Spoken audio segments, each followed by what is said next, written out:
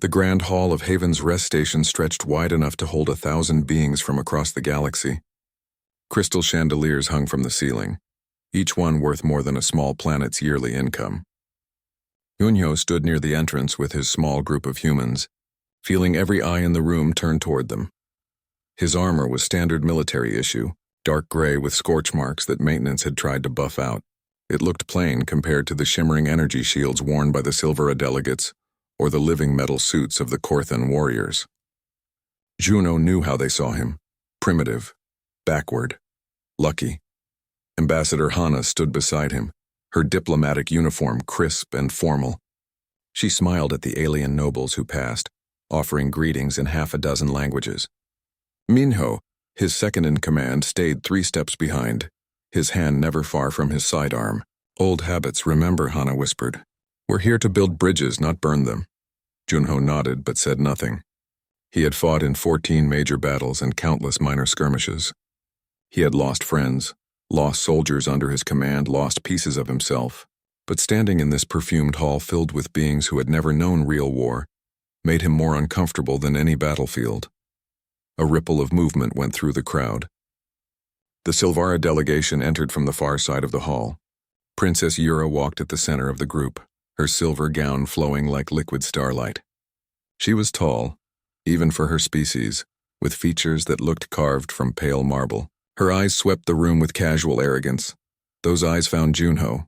Her lips curved into a smile. "The humans have arrived," her voice carried across the hall, musical and mocking. "How wonderful. I was hoping to see them before the evening ended." The crowd parted as she approached. Junho stood his ground, his face neutral. Hana stepped forward with a diplomatic bow. "Princess Yura, it's an honor. On behalf of humanity, we thank you for—" Yes, the usual pleasantries."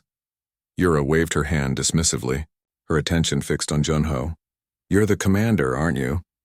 The one they sent to represent your military strength?" "Commander Junho, Your Highness." "Commander." She circled him slowly like a predator examining prey.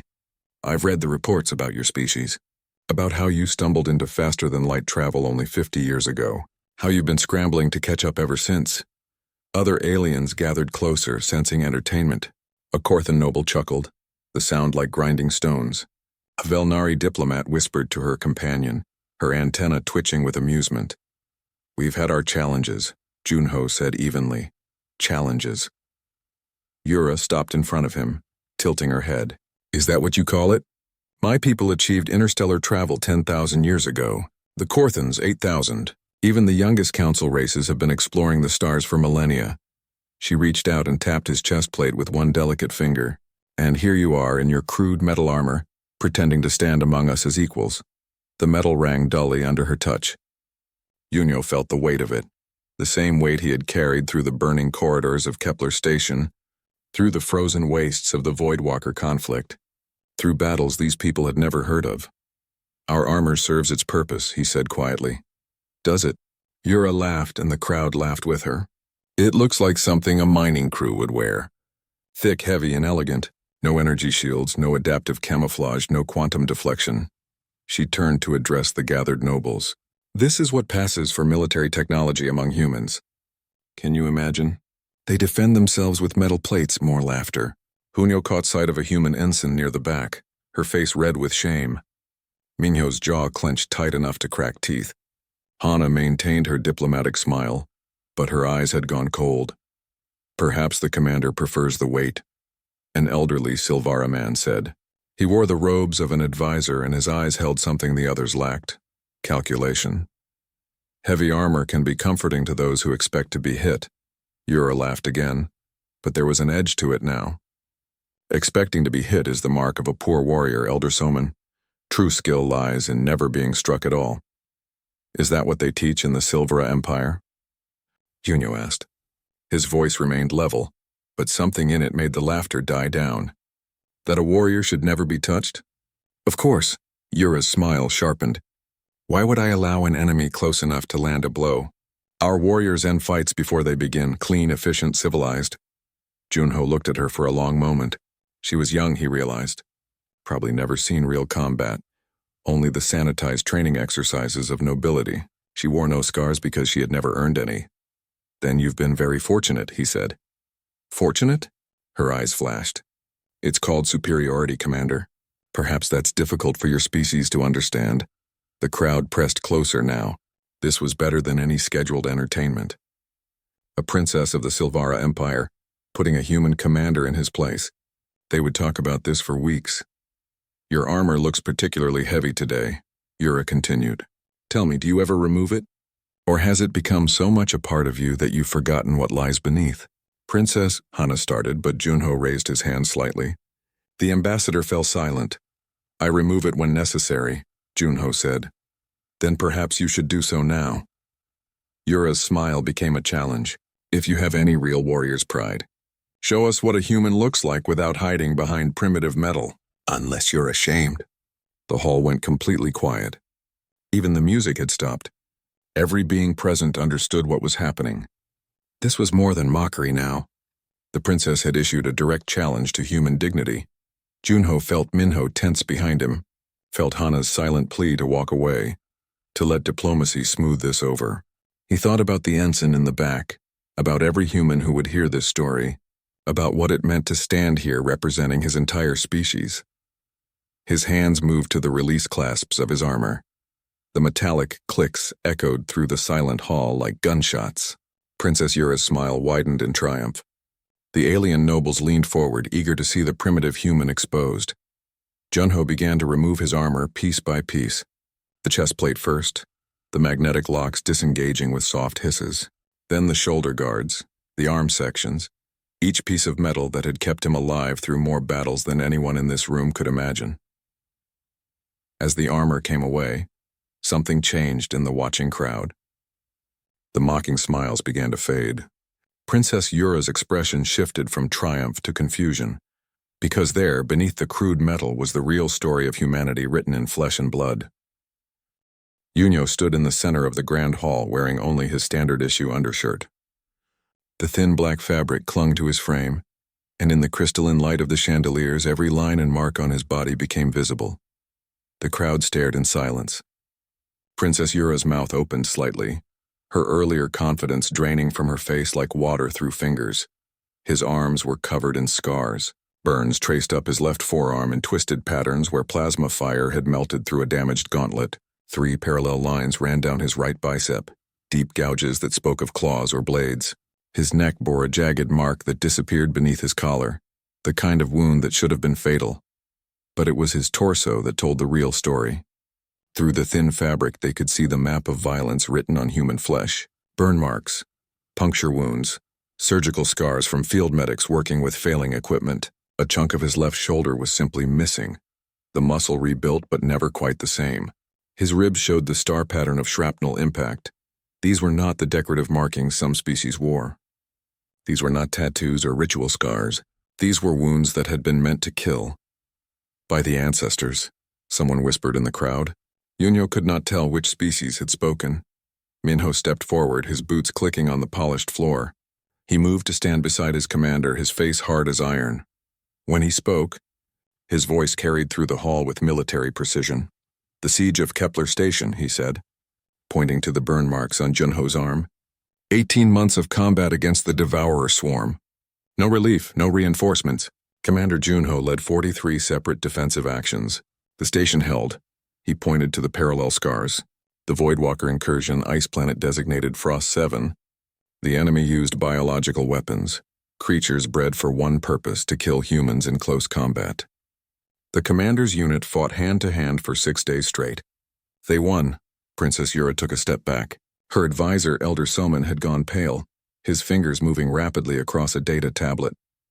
The Crimson Nebula massacre, Minho continued, his voice never wavering. 40,000 civilians trapped on a mining colony. The enemy came with ships that outnumbered ours 20-1. Commander Junho volunteered to lead the ground defense while transports evacuated families. He gestured to the massive scar across Junho's ribs. A plasma lance went through his chest plate. He survived. 38,000 civilians made it off that rock. The Korthan noble who had laughed earlier was no longer smiling. A Velnari diplomat had both hands pressed to her mouth. Throughout the crowd, beings were accessing their personal devices, pulling up data, searching for information about battles they had never heard of. These are not isolated incidents, Minho said. Every human soldier bears similar marks. Every human ship carries the scars of battles fought alone in the dark on the edge of known space. While the Galactic Council enjoyed peace, humanity held the line. Elder Soman looked up from his tablet, his face stricken. The reports, he said quietly. There are reports. Fragmentary sensor readings, distress signals that were never answered, entire sectors that went dark and then came back online. He turned to Princess Yura. Your Highness, the barriers that protected our border worlds. We assumed they were natural phenomena or ancient defense systems, but the dates match. These conflicts, these invasions that humanity fought, they were all on vectors that would have led directly to our space. We didn't know, another voice said. A delegate from the Korthan Empire, her crystalline form refracting light in sharp angles. We had no idea there were threats in those regions. You didn't know because we stopped them, Junho said. His voice was quiet, but it cut through the hall like a blade. We had no allies. No one to call for help, no ancient technology or inherited power. We had weapons that your species would consider primitive, and we had each other. So we fought. He looked down at his scarred arms, then back at the crowd. Our armor is crude because we build it to be repaired in the field with whatever materials we can find. It's heavy because we expect to be hit. It's marked and dented because we've used it again and again in fights we couldn't avoid and couldn't afford to lose. Princess Yura's hands trembled. The mocking light had completely left her eyes, replaced by something harder to define. Horror, perhaps. Or shame. How many? She asked, her voice barely above a whisper. How many battles like this? 14 major conflicts in the past century, Minho answered. Hundreds of minor engagements. 4 extinction-level events that we only barely survived. The hall erupted in shocked murmurs. Beings turned to their companions, their voices rising in disbelief and concern. Elder Soman continued scrolling through data, his expression growing darker with each passing moment. Ambassador Hana stepped forward, her diplomatic mask finally cracking to show the steel beneath. If the Council permits, I would like to share humanity's military archives.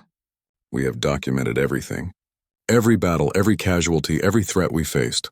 We kept records because we believed even in our darkest moments that someday we might find others among the stars. We wanted you to know what we had overcome to reach you. A young alien noble, barely more than a child by the look of her, raised a trembling hand. She belonged to a species Junho did not recognize, with golden skin and large dark eyes. Why didn't you retreat? She asked. If you were losing so badly, if the threats were so terrible, why didn't you run? Unho looked at her, this young being who had never known fear or desperation. Run where? He asked simply. Every world we held was home. Every station housed our families.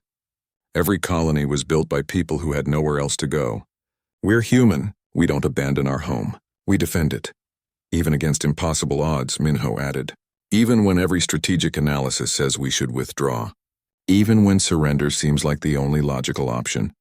We fight because that's what you do when there's nowhere left to run. Princess Yura walked forward slowly, as if moving through deep water. She stopped an arm's length from Junho, her eyes tracing the scars on his shoulders, his chest, his arms. When she spoke, her voice had lost all its earlier arrogance. Your armor, she said. I called it primitive. It is primitive, Junho replied. Compared to yours? But it works. And when it fails, we repair it. And when we can't repair it, we fight without it. She reached out, then stopped, her hand hovering near one of the burn scars. May I? Junho nodded. Her fingers, pale and delicate, traced the twisted skin where plasma had burned through metal and flesh. She flinched at the texture of it, the reality of violence made permanent in human tissue. We've never, she started, then stopped, tried again. The Silvara Empire has never faced anything like this. Our wars are fought at distance with drones and automated systems. Our soldiers rarely even see the enemy. We inherited our power from ancestors who built wonders we can barely understand. We've grown soft in their shadow. Then you've been fortunate, Junho said again, but this time the words carried no judgment, only statement of fact. Elder Soman approached, his tablet clutched to his chest. Commander, forgive an old scholar's question, but why did you join the council? If you've defended yourselves alone for so long, what do you need from us? Junho looked at the old advisor, seeing the sharp mind behind those ancient eyes. Because the threats aren't getting smaller, he said. They're getting bigger. And because we're tired of fighting alone. The hall had gone silent again, but this was a different silence than before. Ambassador Hana moved to the center of the hall, her fingers dancing across a small control pad. The crystal chandeliers dimmed and the air itself seemed to shimmer as holographic projectors came to life. Around them, suspended in the air like ghosts, appeared images from humanity's past. The first image showed a colony world. Green valleys, blue rivers, small cities built with hope and determination. Children played in parks. People walked streets lined with young trees. It looked peaceful, beautiful. Then the sky turned dark. The crowd watched as black shapes descended from orbit. Thousands of them, each one a mechanical nightmare of cutting edges and grinding mechanisms. The devourer swarm. They fell on the colony like locusts, consuming everything. Buildings crumbled. People ran. The scene shifted to desperate evacuation attempts, to soldiers forming lines with weapons that seemed pathetically small against the tide of machines. This was first contact, Hana said quietly. We called it Harmony Colony. Population 70,000. We lost 60,000 in the first week. The holograms showed human soldiers fighting in the streets, in buildings, in tunnels beneath the cities. They used rifles that fired simple bullets, grenades that relied on chemical explosives, armor that was just metal and ceramic. No energy shields, no plasma weapons. Nothing advanced, but they fought. By the ancestors they fought. Princess Yura watched as a human soldier, his armor cracked and leaking, threw himself onto one of the machines to protect 3 children running behind him. The machine's blades tore through him, but his sacrifice bought the children seconds that let them reach an evacuation transport. We had no idea what we were facing, Hana continued. No concept of hostile alien life. Our weapons were designed for human conflicts. Our tactics were built around fighting other humans. Everything we thought we knew became useless in a single day. The hologram shifted to show a command center. Officers shouted orders. Screens displayed dozens of emergency signals, and in the center stood a younger version of Commander Junho. His face was unlined, his body whole, but his eyes held the same steady determination. Commander Junho was a lieutenant then, Hana said. He was supposed to be coordinating evacuations. Instead, he organized the defense that bought us time to save 10,000 people. That's where he got this scar. She gestured to the mark on his neck, visible even now. The hologram showed the young Junho leading a charge into a swarm of machines. It was suicidal. It was necessary. His team of 20 fought like demons, using explosives to collapse a building and create a choke point. 15 of them died, but the swarm's advance slowed just enough. Elder Soman had tears streaming down his aged face. Other beings in the crowd looked away, unable to watch the brutality on display. But Junho watched, his expression neutral, remembering friends who had not survived to see this day. The hologram changed again. A space station now, metal and glass spinning in the darkness. Kepler Station. 18 months, Minho said, stepping forward to join Hana. The Devourers had learned from their first attack. They adapted. They brought ships this time, surrounded Kepler Station and began a siege. We couldn't evacuate, couldn't break through their lines. So we stayed, and we held. The images showed combat in cramped corridors and life support systems in the very heart of the station. Humans fought in every section, giving ground slowly, making the machines pay for every meter. Junho appeared again and again in the footage, older now, harder, leading counterattacks and desperate defenses. We ate recycled rations that tasted like paste, Minho said. We slept in shifts, 4 hours if we were lucky. We repaired our armor with whatever we could scavenge from destroyed machines. We buried our dead in the storage bays because we couldn't spare them to space. A Velnari delegate made a soft sound of distress. The Korthan noble had turned away completely, unable to watch. By month 12, we were down to 6,000 defenders, Hana said. We started with 20,000, but we held. Every day we held. Because if Kepler fell, the Devourers would have a staging ground to strike at Earth itself. Princess Yura's hands were clenched so tight her knuckles had turned white. How did you survive? She asked. We learned, Junho said simply. We studied the machines, found their weaknesses, developed new tactics, and we accepted casualties that no council race would ever tolerate. We lost 60% of our forces, but we held the line. The hologram shifted to show the final battle of Kepler Station. Junho, now a captain, led the assault that destroyed the Devourer command ship. He fought through corridors filled with machines, his armor melting under plasma fire, his body taking damage that should have killed him, but he reached the core and planted the explosives himself. The crowd watched him barely escape before the ship tore itself apart. They saw him pulled from his damaged armor, his body burned and broken, being rushed to medical. They saw him wake up 3 weeks later and immediately ask about the station's status. It held, Hana said softly. Because of him. Because of people like him. The images continued. The Void Walkers came next. Biological horrors that hunted humans through frozen worlds. Then the Crimson Nebula crisis, where an enemy that could pass through shields forced humanity to fight in brutal close quarters. Each battle was documented, each sacrifice recorded. Through it all, Junho appeared, fighting, leading, surviving, collecting scars like medals.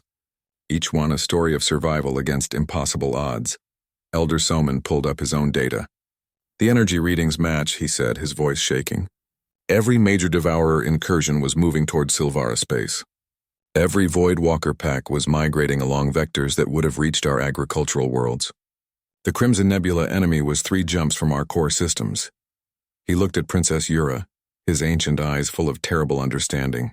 They saved us. These humans with their primitive armor and crude weapons stood between us and extinction, and we never knew. We never even knew to say thank you. The holograms showed one final scene. The Battle of New Sol, humanity's darkest hour. A ground battle against overwhelming numbers. 50,000 humans holding a mountain pass against millions of attackers. The footage was brutal. Humans died by the hundreds, by the thousands. They ran out of ammunition and fought with blades, ran out of blades and fought with rocks, ran out of everything and still fought with their bare hands because retreat meant letting the enemy through to the refugee ships behind them. Junho was there, of course. Covered in blood, his armor in pieces, still giving orders, still leading charges, still refusing to yield. 38,000 died in that pass, Hana said. Her voice finally broke just a little. But 200,000 refugees made it off planet. 200,000 lives bought with human blood. The holograms faded. The lights came back up slowly. The grand hall of Haven's rest station had never been so quiet. Princess Yura stood in the center of the silence, tears running down her perfect face. Around her, alien nobles who had been laughing an hour ago now looked at Commander Junho with something approaching awe, or horror, or perhaps both at once. I didn't know, Yura whispered. We didn't know. How could you? Junho said. He was putting his armor back on now, piece by piece, covering the scars again. You were safe. That was the point. But we should have known, Elder Soman said. The council should have been there. Should have helped. You're here now, Hana said. That's what matters. Because Commander Junho was correct. The threats aren't stopping. They're evolving, growing stronger. And the next time humanity can't face them alone. What do you need? Yura asked. Her voice had changed completely.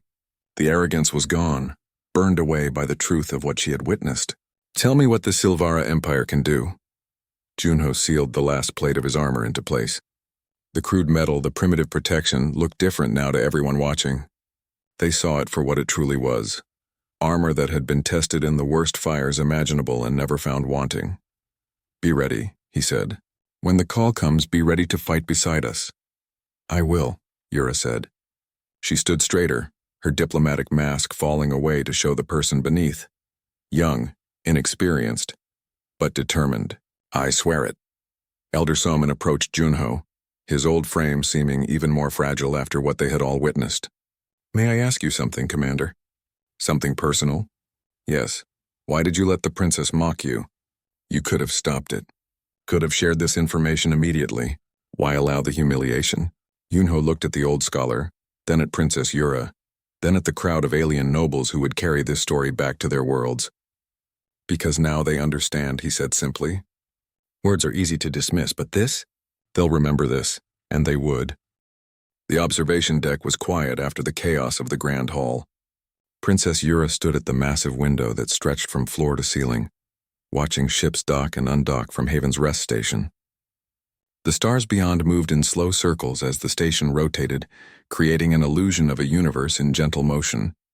Junho entered without his armor. He had left it in the human quarters, much to Minho's concern.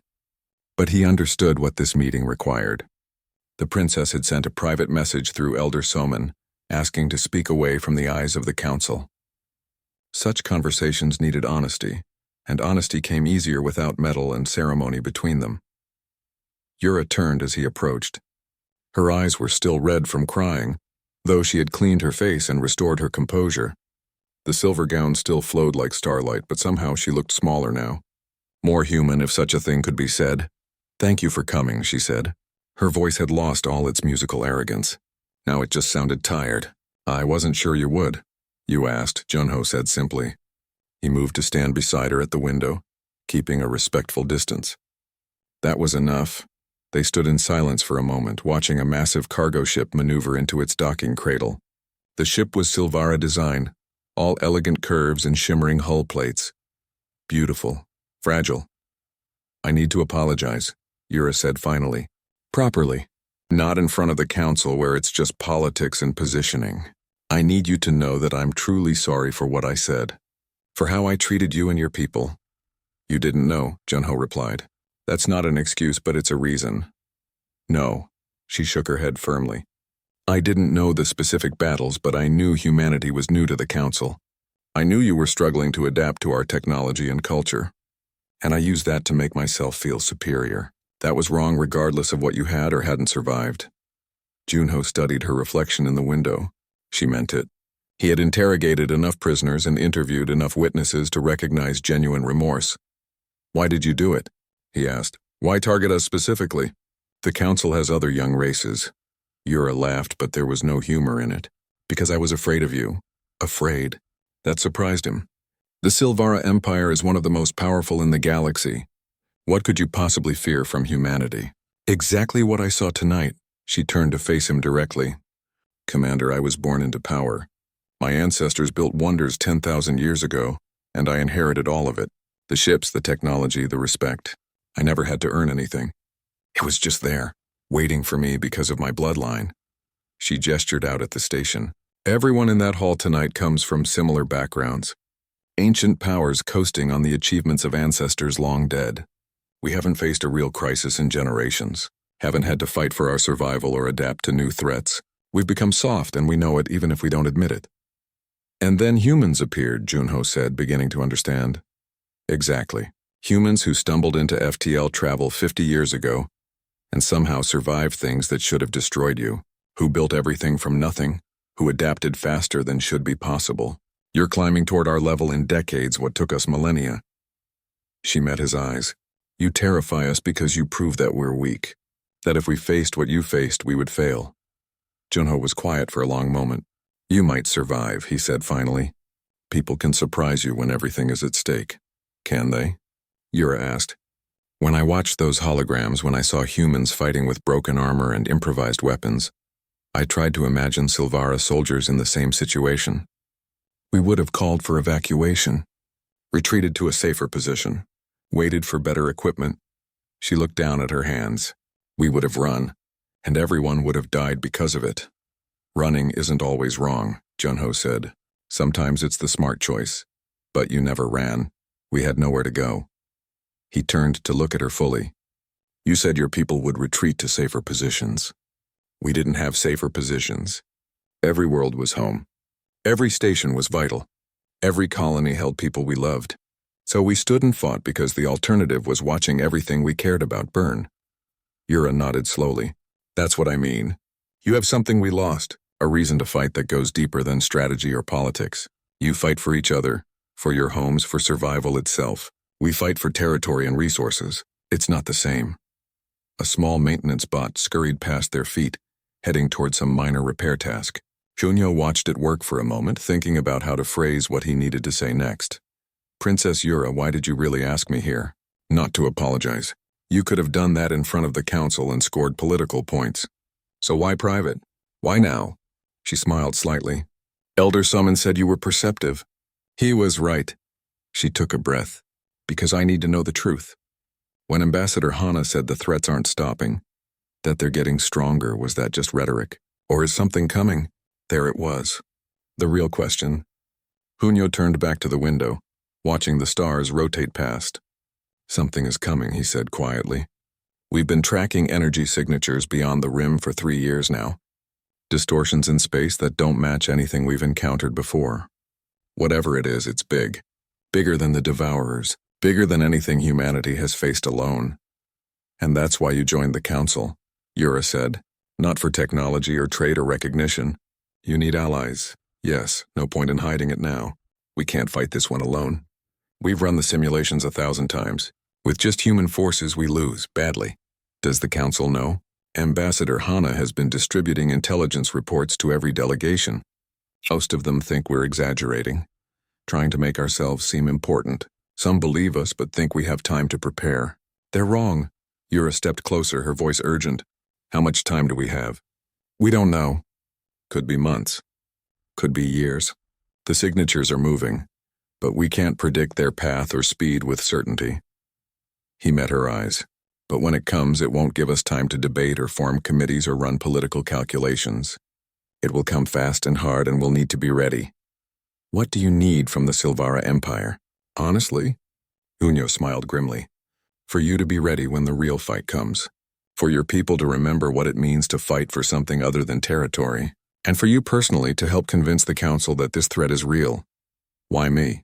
Yura asked. I'm just one princess. My mother leads the Empire, and the Council has hundreds of more experienced voices. Because you understand now, Junho said. You've seen what real war looks like. You know what we're up against even if you've never fought yourself, and because you're young enough to still believe that things can change. Yura was quiet for a long moment. Then she straightened, and Junho saw something shift in her expression. The soft regret hardened into determination. I'll help, she said. I'll convince the Council, convince my mother, convince whoever I need to, and when the fight comes, the Silvara fleet will stand with humanity. It won't be like your simulations, Junho warned. You'll see people die, friends, soldiers under your command. You'll make decisions that haunt you forever. You'll collect scars that never fully heal. I know. She looked down at her perfect, unmarked hands. Or at least I'm beginning to understand. Will you teach me? Not tactics or strategy, but what it means to lead in real war. If you're serious. I am. There was steel in her voice now. I don't want to be a princess who inherited power and never earned it. I want to be someone worthy of standing beside people like you when everything is at stake. Junho studied her for a long moment, then nodded. All right. But it won't be comfortable. You'll see humanity at its best and worst. War strips away all pretense. Good, Yura said. I'm tired of pretense. Before Junho could respond, alarms began blaring through the station. Red lights flashed along the observation deck walls. An automated voice spoke in multiple languages. Emergency alert. All Council delegates report to the command center. Repeat, emergency alert. Junho and Yura exchanged looks. His hand instinctively went to where his sidearm would normally rest, finding only empty air. She moved toward the door with surprising speed, her diplomatic training taking over. They ran through the corridors of Haven's Rest together, joining streams of other beings all heading toward the command center. Minho met them halfway, Junho's sidearm in hand. He tossed it to his commander without breaking stride. Distress signal from the outer rim, Minho reported as they ran. Colony world called Hope's End. They're under attack. The Devourers again? Yura asked, keeping pace despite her formal gown. No. Minho's expression was grim. Something new. They burst into the command center to find chaos. Screens showed fragmentary transmissions from Hope's End, video feeds breaking up into static, audio cutting in and out. What they could see made no sense.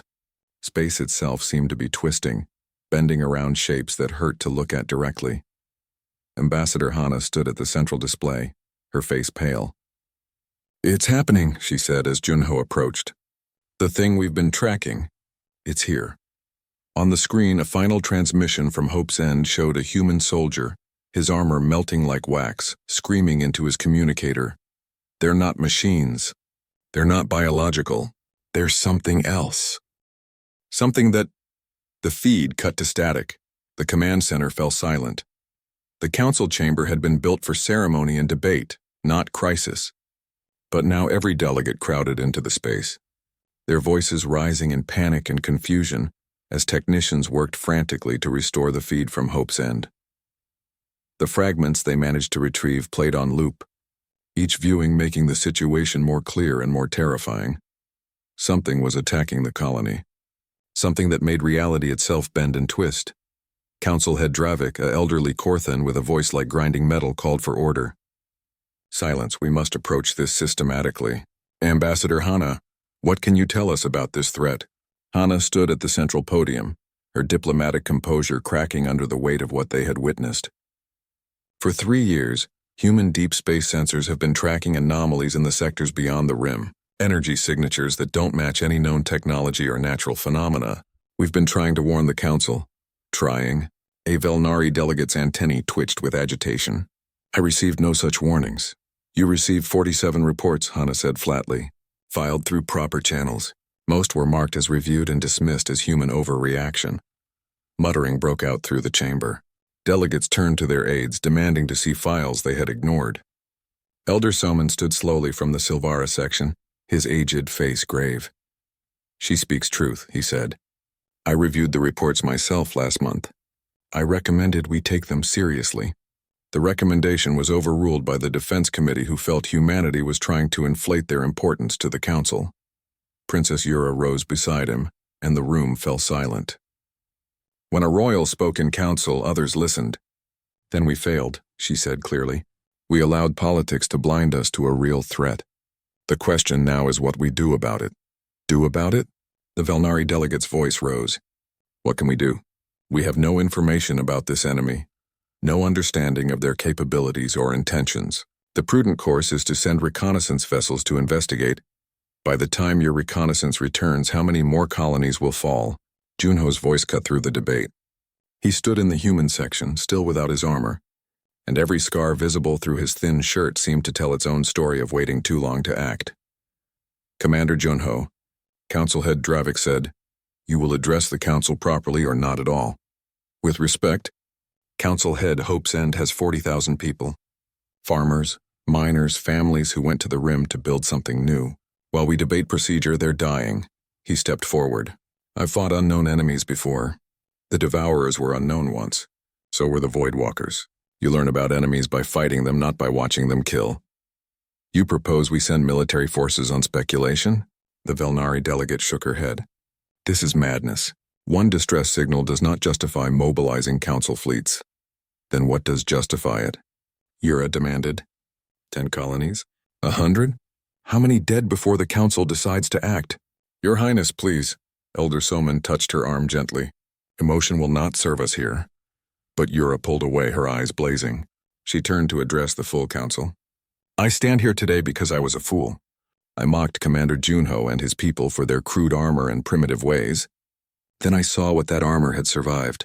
I saw the battles humanity fought alone while we sat safe in our inherited power. She gestured at the frozen image on the screen, the last moment from Hope's End before transmission failed. That's a human colony under attack, but make no mistake, if we don't act, your colonies will be next. The Devourers were moving toward Silvara space before humans stopped them. Every threat humanity has faced would have reached us eventually. The princess speaks with more emotion than wisdom, a new voice said. A tall delegate from the Markan Confederacy, his scales gleaming in the chamber lights. Even if we accept the threat is real, humanity has proven capable of defending itself. Why should Council races risk their forces? The question hung in the air.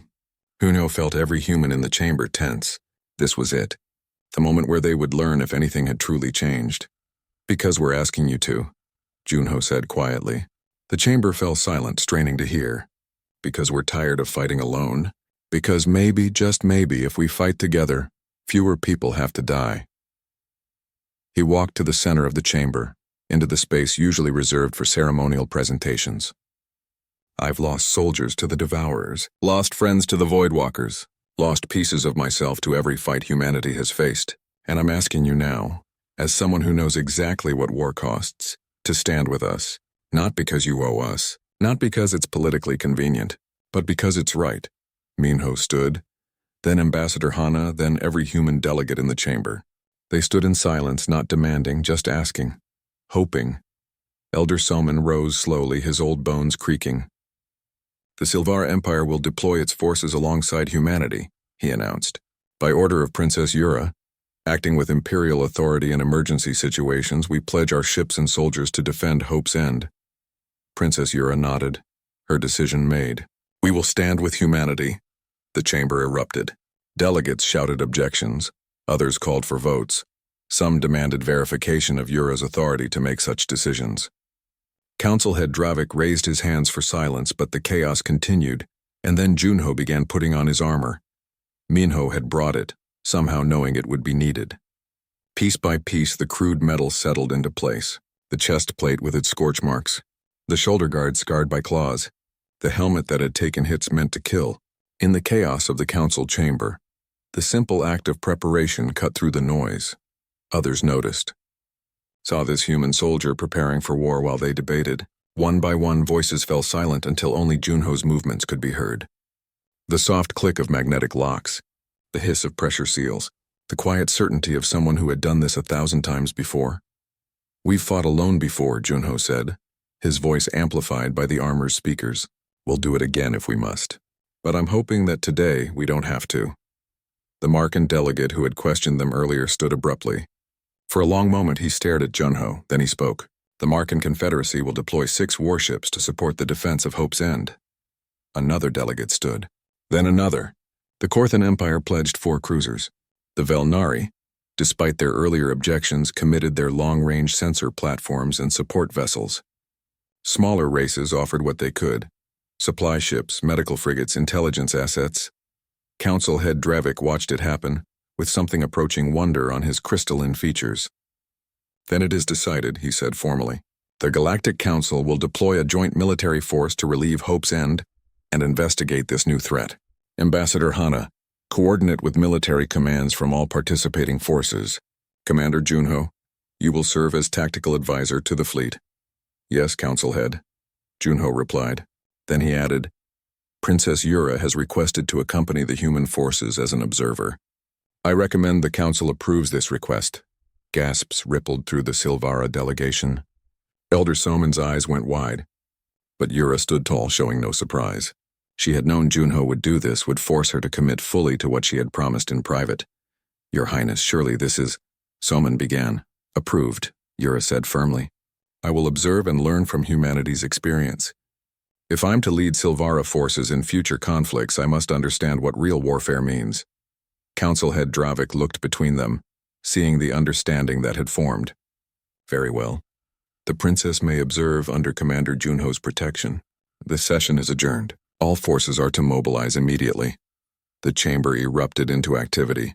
Delegates rushed to contact their governments and military commands.